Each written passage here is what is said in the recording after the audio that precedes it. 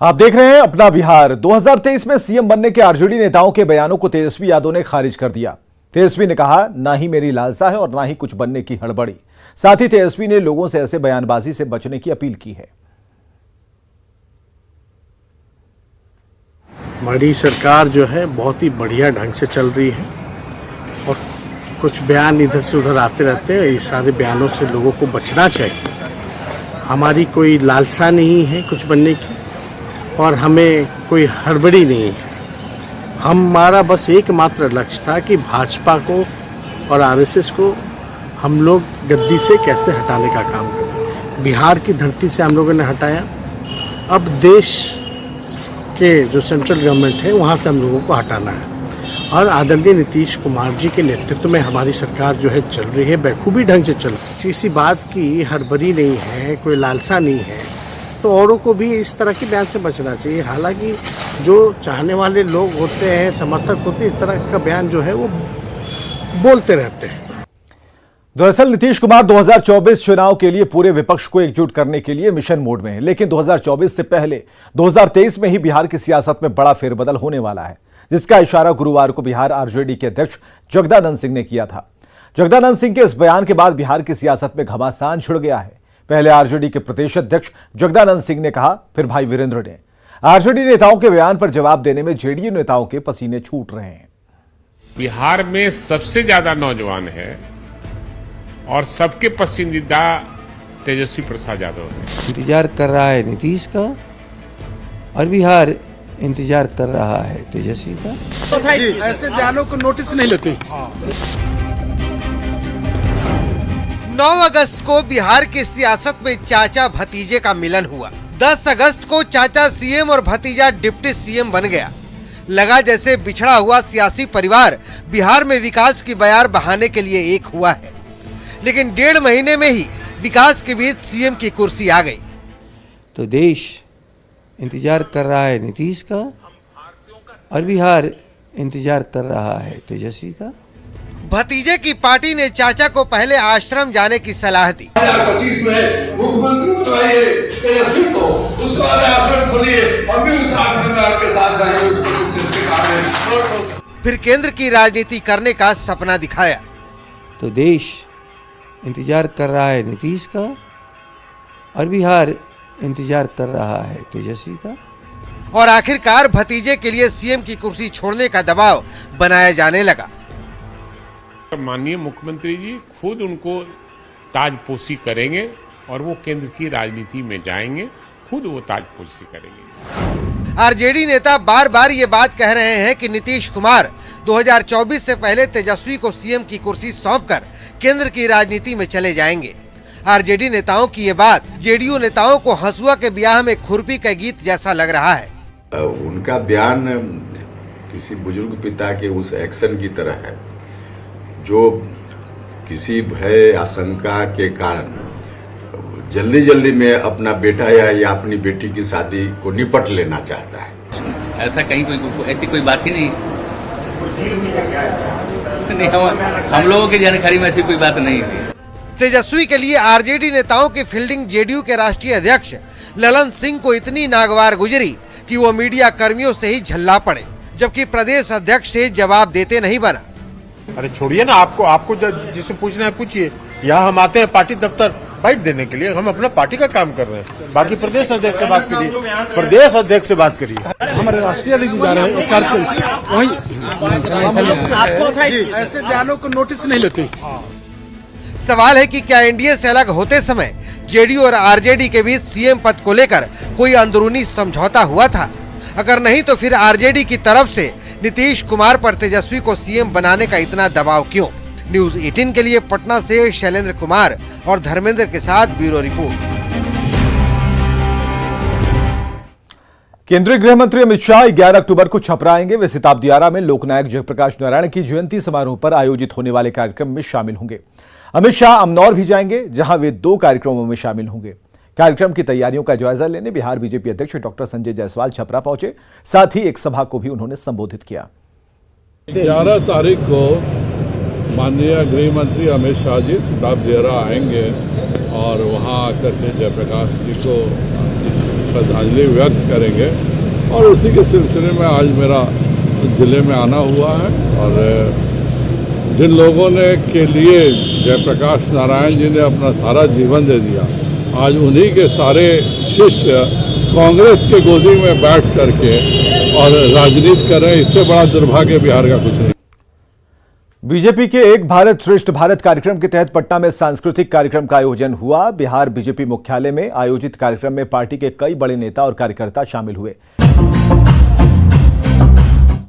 ये अनेकता में एकता, एक भारत श्रेष्ठ भारत प्रधानमंत्री की जो सोच है, जो इस एकता अखंडता पर जो विकारों से ग्रसित होकर घात कर रहे हैं, उससे मुक्त होने के लिए अपने 2/3 नौजवानों को एक नई प्रेरणा, अपने सांस्कृतिक विरासत के प्रति जागरूक करने के लिए और भारत की एकता अखंडता के प्रति उसको सजग करने के लिए, राष्ट्रवाद की ओर कदम बढ़ाने के लिए इस कार्यक्रम को सेवा पखवाड़ा के माध्यम से शुरू किया गया है। पॉलिटिकलाइज करने के लिए विविधता को विघटन मानते हैं और अपना जातिवाद, अपना प्रांतवाद, अपना भाषावाद चला करके तोड़ने का प्रयत्न करते हैं। हम नहीं कहते कि हम संस्कृति के आधार पर एक।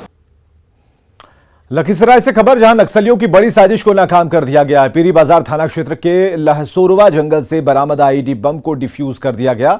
सर्च ऑपरेशन के दौरान जंगल से आईईडी बम बरामद हुआ था, जो काफी शक्तिशाली था। एसपी ने बताया कि पुलिस को खबर मिली थी कि नक्सलियों का दस्ता बड़ी वारदात को अंजाम देने में जुटा है, और इसके बाद सीआरपीएफ और एसएसबी की टीम ने सर्च अभियान चलाया और इसी दौरान आईईडी बम बरामद हुआ, जिसे डिफ्यूज किया गया। हाल के दिनों में नक्सलियों के कई ठिकानों को ध्वस्त किया गया। साथ ही कजरा, चानन और पीरी बाजार इलाके में लगातार सर्च ऑपरेशन चलाया जा रहा है। नक्सलियों के विरुद्ध लगातार कार्रवाई चल रही है। एएसपी ऑप्स के नेतृत्व में कुछ दिन पहले भी सर्च अभियान चला था। एक नक्सली की गिरफ्तारी हुई है। आज भी पीरी बाजार क्षेत्र में आईडी बरामद हुआ है, जिसको डिफ्यूज किया गया है। बिहटा के अमनाबाद में बालू माफिया के खूनी खेल के बाद पुलिस ने अमनाबाद में कॉम्बिंग ऑपरेशन चलाया और इस दौरान पुलिस टीम पर फायरिंग की गई। अपराधी पुलिस टीम पर फायरिंग करते हुए फरार हो गए। पुलिस फरार अपराधियों की घर की 3 महिलाओं को गिरफ्तार किया और इसके पास से देसी कट्टा, 5 जिंदा कारतूस और नकद बरामद किए गए हैं। गुरुवार को बिहटा थाने के अमनाबाद में अवैध बालू को लेकर वर्चस्व की लड़ाई में 2 गुटों के बीच फायरिंग हुई, जिसमें 4 लोगों की मौत हुई थी।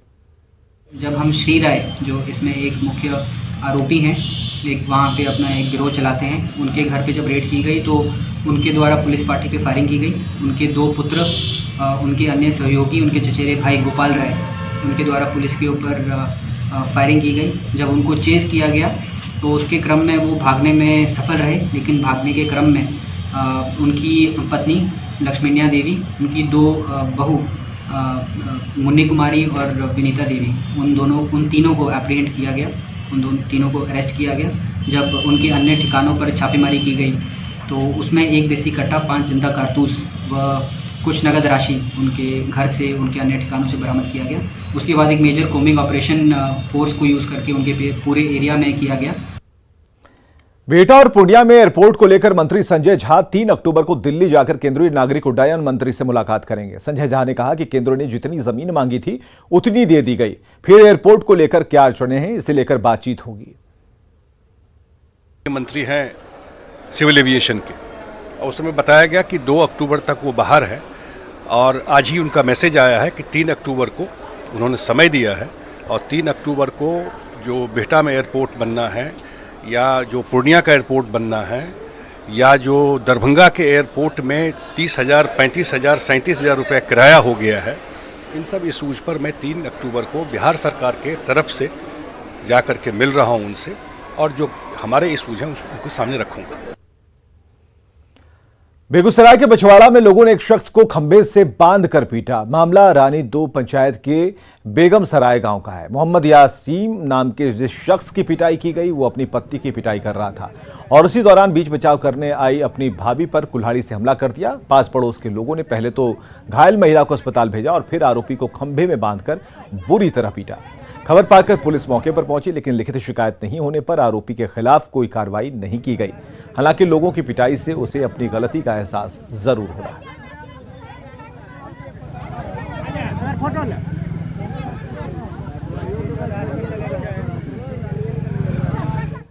बगहा के धना थाना इलाके में युवती से गैंगरेप का मामला सामने आया है। बाजार से लौटते वक्त 5 बदमाशों ने युवती से हैवानियत की।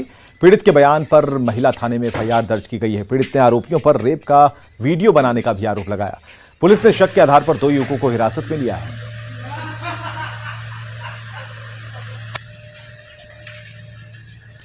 मधुबनी के जयनगर में नाबालिग को बंधक बनाकर रेप का मामला सामने आया। पीड़ित यूपी के मऊ जिले की रहने वाली है। बताया जा रहा कि बीती जुलाई महीने के आखिरी हफ्ते में अपने परिजनों से नाराज होकर मऊ में किसी ट्रेन में बैठ गई और जयनगर पहुंच गई। जयनगर स्टेशन पर उतरने के बाद लड़की की मुलाकात प्रमोद यादव नाम के शख्स से हुई। प्रमोद यादव पर सोनी देवी नाम की महिला के साथ मिलकर लड़की को करीब 15 दिन तक बंधक बनाकर रखने का आरोप है और इस दौरान लड़की से हैवानियत की घटना को भी अंजाम दिया गया। हालांकि मऊ पुलिस जयनगर पहुंचकर स्थानीय पुलिस की मदद से लड़की को बरामद कर चुकी है। वहीं प्रमोद यादव, सोनी देवी और साजन कुमार को पुलिस ने गिरफ्तार किया है। नाबालिग लड़की थी जो कि भटकते हुए जयनगर आ गई थी। उसी में उसके साथ कुछ लोगों ने दुष्कर्म किया है, जिसमें जो यूपी पुलिस आई थी लड़की को और उसके साथ जो 2 लोग थे जिन्होंने उसके साथ दुष्कर्म किया था और जिसमें मदद की थी, उनको गिरफ्तार करके ले गई। और वहाँ पे जब लड़की का बयान हुआ माननीय न्यायालय में, तो उसके द्वारा कुछ लोगों का और नाम बताया गया, जिसमें एक जयनगर थाना का हवलदार ड्राइवर है जिसका नाम आया है। रामगढ़ पुलिस ने बिहार के कैमूर से अगवा 3 साल की बच्ची गोल्डी को कुजू से छुड़ा लिया। साथ ही बच्ची को अगवा करने वाले अपराधी भोलानाथ सिंह को एक कार के साथ गिरफ्तार किया है। इस बच्ची को गुरुवार की सुबह कैमूर के सरस्वती शिशु मंदिर से अगवा कर लिया गया था। बच्ची का अपहरण करने वाला अपराधी ने परिजनों को फोन भी किया। उसी फोन को ट्रेस कर रामगढ़ पुलिस बच्ची तक पहुंची। इसी बच्ची जिसकी उम्र लगभग 3 वर्ष का है, संदिग्ध अवस्था में है और यहाँ कुछ नया मोड़ के पास है। इस सूचना के सत्यापन के क्रम में ये लड़की को बरामद किया गया है। क्या कुछ किडनैपिंग का मामला है? ये बिहार राज्य के कैमूर जिला के रामगढ़ थाने से संबंधित मामला है। दारू पीने वाले शराबबंदी कानून को मजाक से ज्यादा कुछ नहीं समझते। ना तो उन्हें इस कानून से डर लगता है, ना उन्हें इस कानून को तोड़ने में कोई दिक्कत होती है। इसकी एक बानगी हम आपको दिखा रहे हैं। बेतिया में मोदी एट 20 किताब के लोकार्पण कार्यक्रम में बीजेपी के प्रदेश अध्यक्ष संजय जायसवाल मंच पर भाषण दे रहे थे। तभी नशे में धुत एक शख्स सीधे मंच पर उनके पास जा पहुंचा। शराबी ने संजय जायसवाल के पैर छुए और उन्हें एक रैपर पकड़ाया। इसी बीच एक नेता आए और उसे वहां से हटाकर ले गए, जिसके बाद संजय जायसवाल ने कहा कि इसलिए हम नीतीश जी से कहते हैं शराबबंदी कानून खत्म कीजिए। कार्यक्रम में पूर्व डिप्टी सीएम रेणु देवी और चनपटिया से बीजेपी विधायक उमाकांत सिंह समेत पार्टी के कई बड़े नेता मौजूद थे।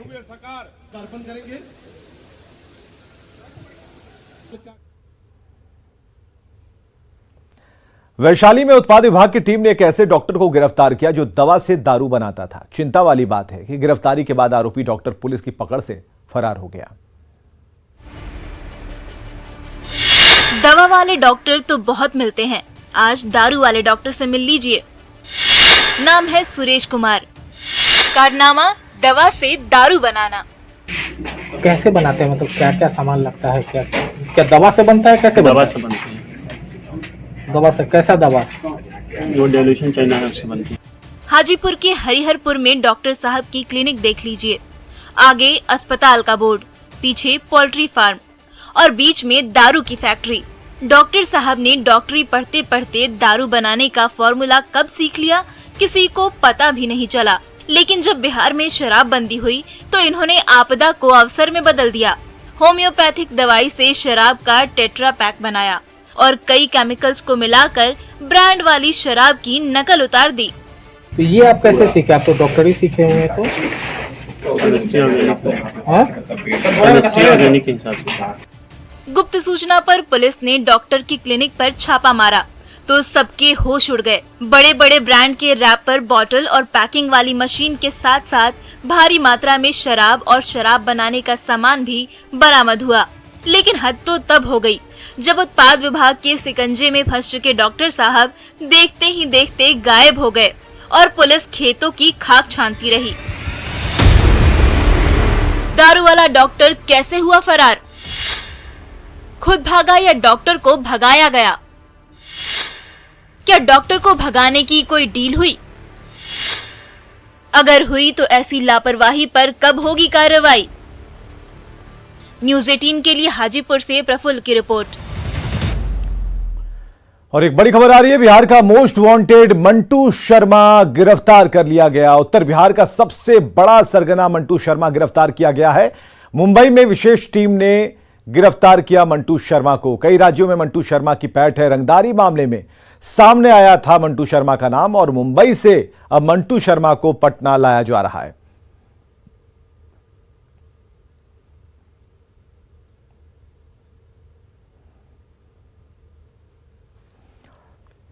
हाजीपुर सदर अस्पताल के कैदी वार्ड में सेक्स रैकेट का खुलासा मामले में कार्रवाई हुई। कैदी वार्ड में तैनात 4 सैप के जो जवान हैं उन्हें गिरफ्तार कर जेल भेजा गया। सैप जवानों के साथ अस्पताल के कर्मचारी महेश को भी जेल भेजा गया है। जेल भेजे जाने से पहले सभी का कोरोना टेस्ट कराया गया।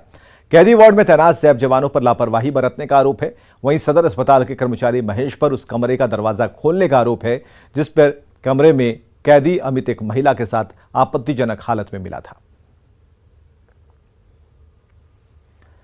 सीनियर आईएएस अधिकारी वंदना प्रेयसी द्वारा सहकारिता विभाग का सचिव पद परित्याग करने की बात सामने आई। वंदना प्रेयसी ने इस बारे में 26 सितंबर को ही महकमे के साथ राज्यपाल, मुख्यमंत्री, सचिवालय समेत सभी विभागाध्यक्ष, प्रधान सचिव समेत जिलों के डीएम को उसी दिन अपनी बात बताई थी। वंदना प्रेयसी को सरकार ने 2020 में सहकारिता विभाग में बतौर सचिव पदस्थापित किया था। फिलहाल वंदना प्रेयसी 26 सितंबर से लेकर 9 अक्टूबर तक अवकाश पर हैं। इधर वंदना प्रेयसी के अवकाश के दौरान कला, संस्कृति एवं युवा विभाग का प्रभार अरविंद कुमार चौधरी को, जबकि सहकारिता विभाग की जिम्मेदारी एन सरवन कुमार को दी गई है। इस मामले को लेकर न्यूज़ 18 ने सहकारिता मंत्री सुरेश यादव से कई बार संपर्क करने की कोशिश की ताकि ये जानकारी मिल सके कि वंदना प्रेयसी ने ऐसा क्यों किया, मगर मंत्री से संपर्क नहीं हो पाया। राजगीर के 6,500 से ज्यादा घरों में ट्रायल के तौर पर गंगा जल की सप्लाई शुरू हो गई। राजगीर के जापानी मंदिर के पास 2 जलाशय बनाए गए हैं जिससे घरों में गंगा जल की सप्लाई की जा रही है। पीएचईडी के अधिकारियों का कहना है कि जल्द ही करीब 500 और घरों में गंगा जल की सप्लाई शुरू हो जाएगी। कि कितने घरों में आज से पानी ट्रायल के रूप में शुरू की गई है? 6,657 घरों के पानी आज से सप्लाई शुरू कर दी गई है। ट्रायल में है, उसके बाद हम लोग देखेंगे क्या स्थिति है। कितना घर बाकी है? 487 यानी 500 के आसपास घर बाकी है। तो ये पानी, गंगा का पानी कहाँ से पहुँच रहा है यहाँ? ये घोड़ा कटोरा में इरिगेशन डिपार्टमेंट द्वारा बनाया गया है, अपना उनका ट्रीटमेंट प्लांट है, वहीं से आ रही है। और आगे देखिए जोहार झारखंड।